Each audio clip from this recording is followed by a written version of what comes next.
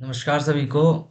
मेरा नाम रोहित कुमार है और चैंपियंस कैंप के एक हिस्ट्री के सेशन में आप सभी का स्वागत है। जो 70 डे चैलेंज चल रहा है उसमें कुछ जो टॉपिक्स हैं जिसको अलग अलग से हम लोग यहाँ पे पेश कर रहे हैं कि वो उसके साथ क्योंकि ये काफ़ी इम्पोर्टेंट हो जाते हैं, तो हम लोग उसको अलग से प्राथमिकता देके इसको हम यहाँ पे आपके लिए ला रहे हैं। तो इसमें सबसे पहले सीरीज में सूफीज एंड भक्ति मूवमेंट। तो सूफी मूवमेंट की हम बात की जाए तो ये पर्सिया में ओरिजिनेट हुआ।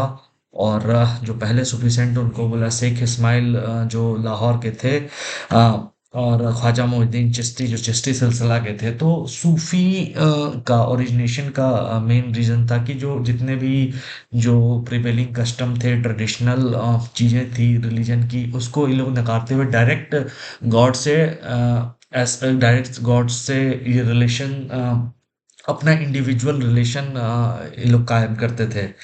और ये मेनली इनका जो जनरल प्रिंसिपल पर था, जैसे लव डेडिकेशन पे था, सोसाइटी के अपलिफ्टमेंट पे था, और एक मैनकाइंड अप्रोच जो होता है गॉड की प्राप्ति के लिए उस पे था। तो हम आगे इसको देखेंगे। उसी प्रकार हम भक्ति मूवमेंट की बात की जाए तो भक्ति मूवमेंट प्योर डिवोशन था गॉड के प्रति, क्योंकि बहुत सारे कस्टम्स, ब्राह्मणिज्म में बहुत सारे कस्टम्स ट्रेडिशन आ गए थे जो कॉमन मैन के रीच से बाहर थे। तो भक्ति प्रोपगेटिव हुआ कि इंडिविजुअल भी गॉड को अटेन कर सकता है। हम यहाँ आगे इसको डिटेल से अभी देखेंगे। जिस मोमेंट में यहाँ सूफीज्म की हम बात करते हैं कि सूफी का ओरिजिनेशन सफ़ा से हुआ। और यहाँ पे ये एक कुरान का है। कुरान जो बहुत होली बुक है मुस्लिम कम्युनिटी की, उनके का एक लिबरल इंटरप्रिटेशन कहा जाता है इनको। आगे हम बढ़ते हैं। तो और भक्ति मूवमेंट की बात की जाए तो ये डिवोशनल वर्शिप है गॉड को, ताकि इंडिविजुअल के वे से, ताकि सेल्वेशन या मोक्ष की प्राप्ति की जाए। तो हम यहाँ पे कुछ भक्ति संत की फिलॉसफी भी हम देखेंगे, जैसे अद्वैतवाद शंकराचार्य की। ये काफ़ी इंपॉर्टेंट हो जाते हैं एग्जामिनेशन पॉइंट ऑफ व्यू से। तो अद्वैतवाद, विशिष्ट अद्वैतवाद रामानुजा जी की हैं। शुद्ध अद्वैत पर वल्लभाचार्य की हैं। तो वही द्वैतवाद द्वैतवाद निम्बिकारा की है। फिर द्वैतवाद माधवाचार्य की है। वो अचिंत्य भेदवाद चैतन्य महाप्रभु की है। तो हम यहाँ पे फिर आगे यहाँ पे इंडिविजुअल भक्ति संत के बारे में हम देख सकते हैं। शंकराचार्य जी 788 से 822 तक, इनको सूदो बुड्ढा भी बोला जाता है। और बहुत सारे इन्होंने कॉन्सेप्ट ऑफ माया, अद्वैतवाद और वेदांत की फिलॉसफी इन्होंने दी है। 4 मठ इन्होंने एस्टेब्लिश किए थे बद्रीनाथ, पुरी, श्रृंगेरी एंड द्वारका में। बहुत सारे कमेंट्री, उपनिषद, भागवत गीता पे इन्होंने लिखा था। फिर रामानुजन आचार्य की बात की जाए, दस 1137 एडी तक इनकी है, इनका रहा।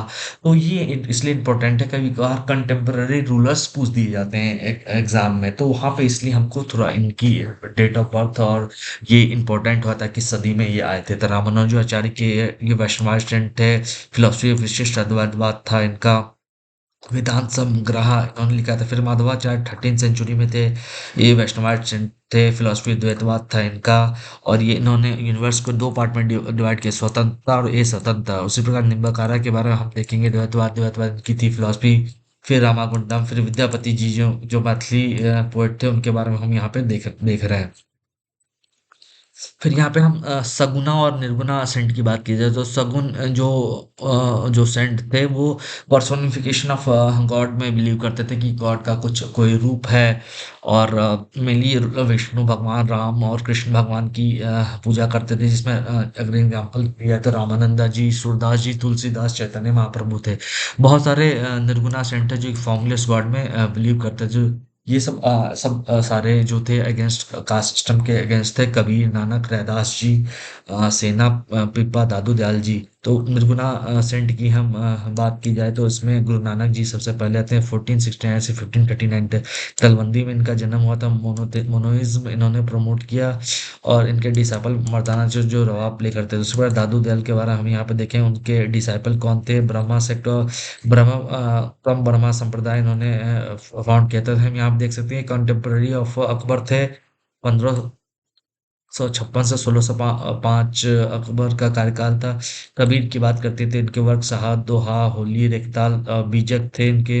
उनका वर्सेस आदि ग्रंथ में मिलता है। उसी सगुना की बात, भक्ति की बात करते हैं तो तुलसीदास यहाँ पे इंपॉर्टेंट हो जाते हैं, जो रामचरितमानस, कवितावली, गीतावली, पर्वती मंगल, जानकी मंगल, इन्होंने इसकी रचना की है। उसी प्रकार हम रामानंदा की बात करते हैं। उसी प्रकार वल्लभाचार्य की जगत गुरु महाप्रभु पुष्टि मार्ग इन्होंने वल्लभाचार्य जी ने स्थापित किया था। तो हम इसी प्रकार सूरदास जी की बात करें, इनका डेट ये इम्पोर्टेंट है, किस ईस्वी में ये आए। मीराबाई जी की बात करें, इनकी पदावली काफी अभी भी बहुत ही भाव रूप से ली जाती है। चैतन्य महाप्रभु की बात कीजिए, जो इनका बंगाल रीजन था, और इनकी 1486 से 1533 इनका रहा है धरती पर। पति शंकर देवा की बात करते हैं, उसमें महाराष्ट्र धर्म जाना देव, नामदेव, एकनाथ सब यहाँ पे दिया हुआ है। तुकाराम, रामदास, जो कि गुरु भी थे शिवाजी महाराज की। तो यहाँ पे हम ये देखते हैं, फिर पुरंदरदास की हम देखते हैं। तो यहाँ पे हम देखते हैं कि कैसे सगुना धुना सेंट के बारे में उन्होंने किस चीज की रचना की, क्या उनका कार्यकाल रहा, कंटेम्पररी कौन रहे, तो वहां से हम एनालाइज करके इसको हम देख सकते हैं।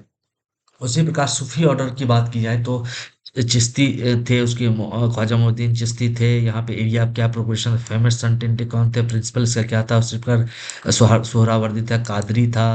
तो उसी प्रकार बंदी नक्श सबंदी था, उसके बाबर इसके फॉलोअर थे। फिर दौसी था, और रोशनिया, माधवी, शाटन, ये सब थे इनके। तो इसको मैं प्रोवाइड कर दूंगा। आप इसका फाउंडर कौन थे, एरिया ऑफ प्रोपगेशन क्या था, फेमस सेंटेंस कौन थे, क्या इसके प्रिंसिपल था, तो इसके बारे में आप देख सकते हैं।